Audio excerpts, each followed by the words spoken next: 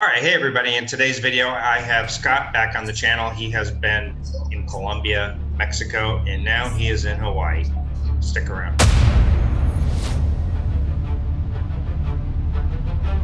So, hey Scott, welcome back.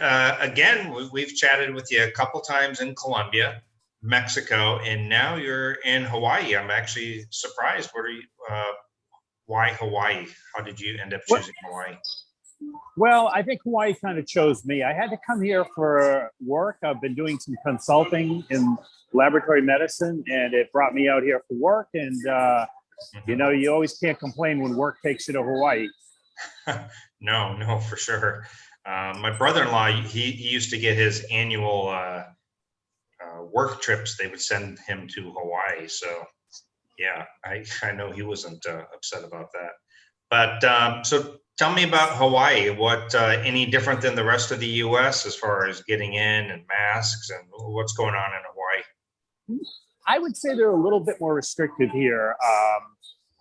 I'm staying at a hotel in Waikiki, and they expect you to wear a mask in the lobby and in the elevators, but out at the poolside bar and out on the beach and around, people are mask free. You had to have a COVID test to come here. So you had to have a COVID test 72 hours fresh from the United States and upload it to the Hawaii Board of Tourism website and prove that you were COVID negative, even if you were vaccinated. Interesting, because it is a state and you don't need that for traveling to any of the other states. But of course, Hawaii is separated by ocean, so. Well, yes, and I think part of it is they realize that their dollar relies solely on tourism here. I mean, they're not selling pineapples here anymore. So it really comes down to tourism. And if I'm in Oahu, of course, but if you wanted to leave Oahu and go to Maui, you got to get a COVID test to go to Maui. No kidding. Wow. Yeah. I do believe they're going to loosen those restrictions, especially as more and more Americans are vaccinated. But there's a lot of Asians here. There's a lot of people from Japan and other places. So it's a fun time. It's a party. Definitely a party. Actually, I hear there are a lot of Filipinos there as well. All the stores, like one of the most famous stores here, it's kind of like the 7-Eleven of Hawaii, the ABC store, are all Filipinos working there. And the people in the service industry and hotels and the bartenders and stuff. Definitely a lot of kabayans here. Yeah. Does Hawaii have that vibe? Like you almost feel like you're in another country, don't you? You do. Took a long drive around Oahu, went to the North Shore, and I sent you some pictures, but it is beautiful. I mean, I think one of the mistakes some people make is they don't get out of Waikiki. But I had a car here and drove around, and it's definitely tropical, and it does remind you of the Philippines as you turn corners and such. Yeah.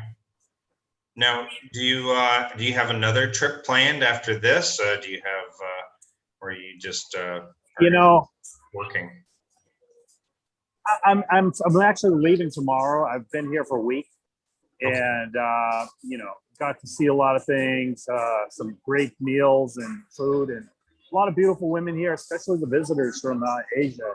Definitely seen a lot of beautiful women out walking around, and but no immediate plans. I'm waiting to see if the IATF in the Philippines is gonna do anything with fully vaccinated tourists, and see if anything comes out of that or not. I suppose at this point. Now, you saw the video that I put out just I think it was yesterday with the green lane for fully vaccinated.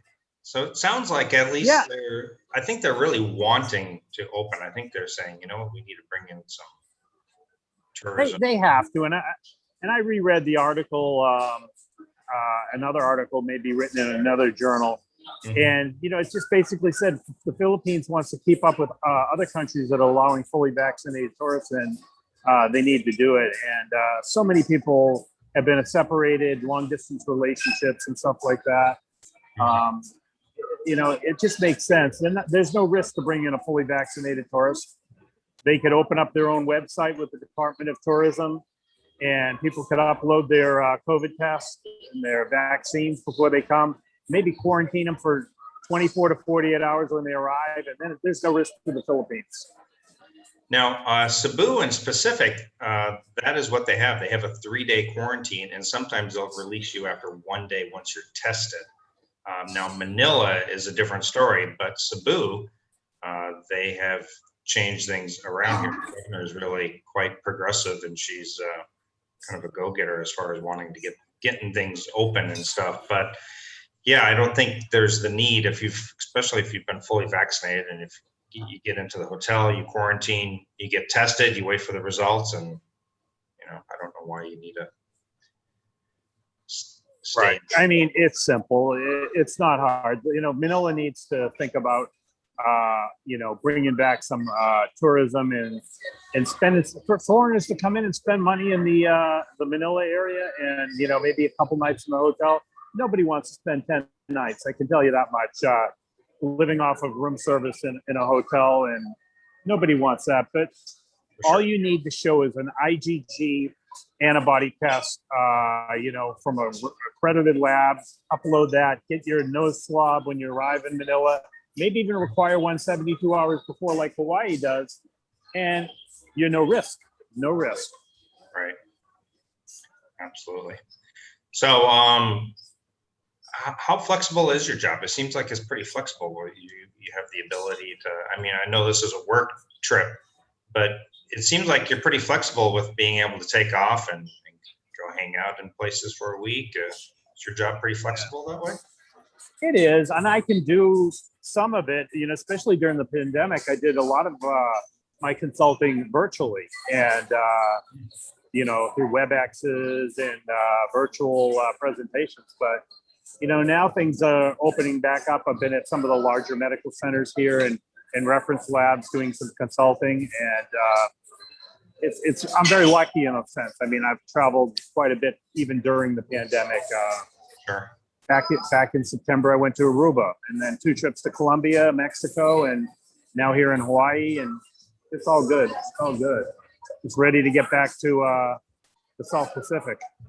Do you have a running tally of how many countries you've been to so far? I haven't. It would be really interesting for me to get a map of the world and stick some pins in it. But I've probably been to all of Europe, all of Asia. I don't know. I can't even guess. But places as remote as Iceland, India, Israel, Jordan, Dubai. I'm very lucky. And do you have a favorite country, or that's almost like asking, do you have a favorite type of food? I guess I would say this, and you'll like this answer. If there was one country and people said, I want something that has everything that would be the greatest vacation, it's Italy. Italy has great food. I like that answer. I know you would. It has great food. It has the lakes region up north, the Alps. It's got Rome with history, Naples, Amalfi Coast. I mean, Italy has everything Europe has in one country. It's awesome. So if you can only go one place, I say go to Italy. You'll have a great time. Italy really is amazing. It really is. And I think a lot of people are under the impression they have this impression of just certain staple foods, and they think that all they eat is pasta. That nothing could be further from the truth. It's actually very big on like seafood dishes and meat dishes and all kinds of things. And pasta often is like a side dish. People think that it's like just a bowl of pasta. It is. I mean, in Tuscany, I've probably had the best steak I've had in my life. Octopus is phenomenal there. And you wouldn't think, well, it's really hard to cook that. So yeah, food is good in Italy. And I know we're all excited to get back to the Philippines, and we're hopeful. But I'm just wasting time as best I can in some ways. Well, my understanding, I believe Italy and Greece are now open. Yeah, they're definitely. The airlines in the United States are advertising direct flights to fully vaccinated tourists to certain countries, including Iceland, Greece. I suppose Italy and some other countries, Croatia. But yeah, the Philippines just need to follow suit and figure out a way to do it safely, and they can make some money while they're doing it. Now, Philippines, where does that fall on your list as far as favorite countries? Is it pretty high up there, or is infrastructure and things like that kind of keep it down for you? You know, on a relationship, meeting women and having a girlfriend and all that kind of stuff. I'd say the Philippines is way up there, and the islands, whether it be Siargao, Palawan, or even Cebu, and some of those areas is wonderful too. Yeah. So, you can't beat that. But when you go to Italy or you go to places in Europe, you do definitely feel like you have, a first-class vacation. Right.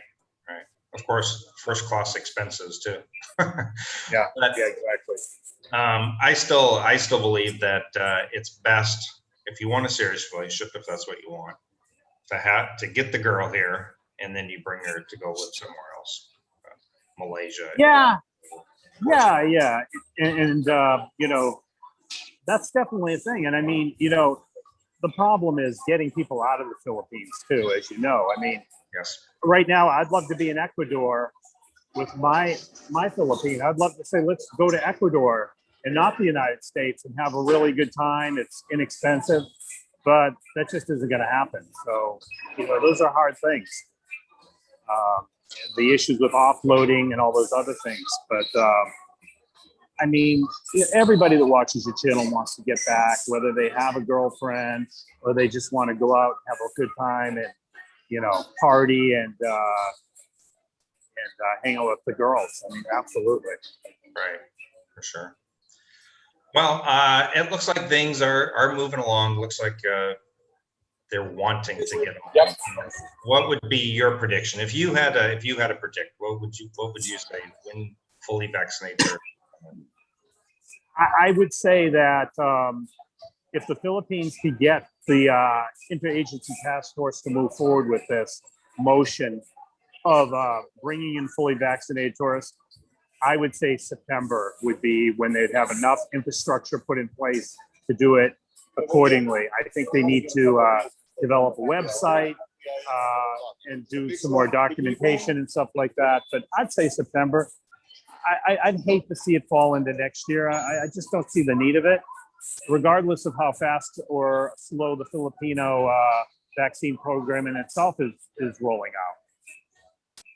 Okay, that's a good answer. And I think we will end it on that note. Fingers crossed, and hopefully things are moving forward soon. And look forward to your next destination, and we'll join you. And we'll see where you. All right, it's great seeing you. All right, buddy. I'll sign off and say aloha. Sounds good. Take care.